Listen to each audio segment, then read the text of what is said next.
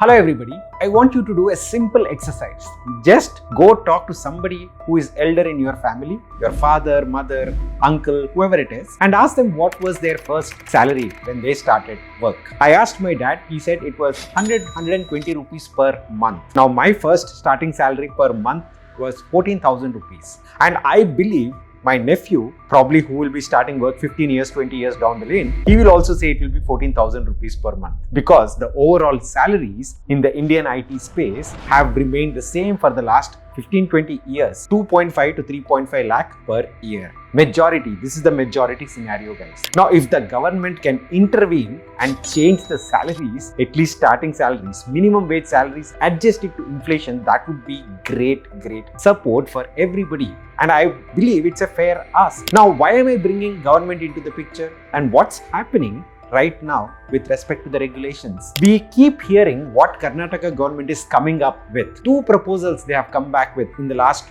1 month, and they said that both of them are going into hold. What were these? Number one, they said, hey, there is reservation for locals, and the corporates opposed it. Number two, they said, hey, corporates are pushing for 14-hour per day work week, and the individuals are pushing against it. So again, it went on hold. Now, either end of the spectrum, one or the other stakeholder is not happy. So in this video, let's talk about 3 regulatory changes that government of Karnataka can do, or even the broader central government can do, which would help both the corporates, the individuals, and all other stakeholders as well. The first one would be, let the 14-hour workday continue. Let's make it a reality, but with a small tweak. And what is that? Let the employer pay every single employee on the overtime. If somebody is spending more time, more than 8 hours at work, let the employer pay for that time. Otherwise, it's exploitation. The government should understand that. If the government says that, hey, corporates are pressurizing us to increase the working hours every single day, the government should say, yes, we can do that. At the same time, you should be ready to go ahead and pay employees for the extra hours. Employees should not be working for free for more than 8 hours. There is no freebie culture here. If corporates and employees can get into this agreement, and if the government can push this kind of scenario, people would be happy, because whoever is interested in working, they'll continue to work and they'll make more money. Whoever is interested in going to the gym, they'll go to the gym, they will be happy. If somebody is interested in writing a story, they'll write a story. So your time,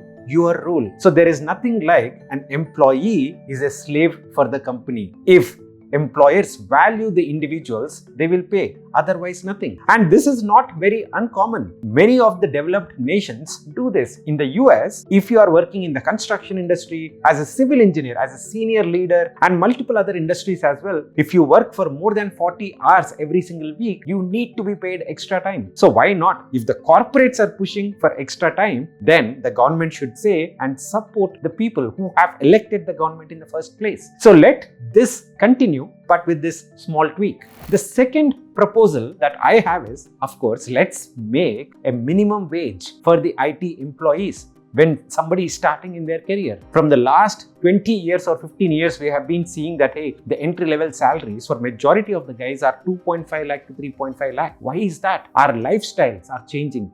Our living standards have evolved. It's not the same rent anymore. There is inflation every year. Even the official inflation is around 5 to 7%. Forget about the real inflation. Then why not adjust the minimum salary with inflation? Again, in the Western world, if a student from India is going abroad for their masters, and if they want to work part-time, they are paid $8, $10 an hour. And that is the minimum wage. And if they have to pick an internship, then they will evaluate their options based on how much they make at the gas station, how much they make working in a restaurant, and how much they make in a company. Why not make that minimum wage scenario even in India? Then very soon, you will not even have issues like moonlighting. Why do people do moonlighting? It's not like they want to work overnight. They do moonlighting because the salaries are not enough. The expenses are increasing. As simple as that. This is simple economics 101. That's it. If the government can support people, Karnataka government, just make sure that this actually comes up as a policy. Now, this will help every single person who is starting their career. Companies won't do this because companies will say, hey, if you won't do it for 3 lakhs, there are 100 other people who are waiting who can do for 3 lakhs or even for free as well. So this kind of change has to come at a policy level by the government. And we have seen this happening multiple places in the world. The third regulatory framework that I would propose is make sure that corporates are not employing interns for free. I mean, any type of private limited company that should be established, because again, we are a country which is associated a lot with the freebie culture. People are willing to give their time for free. Should not be the case. The government should stop this freebie culture. Well, they might do it for popularistic measures, but when they are doing at least in the scenario where they want to grow the economy, they should not allow people to work for free. The fundamental concept behind this again is time is money. There can be some nuances in this specific policy. Somebody student who is looking to work under a professor where there are not too many grants, that research could help the career of the individual, especially in a university or academic setting, could be okay, or a non-profit setup could be okay.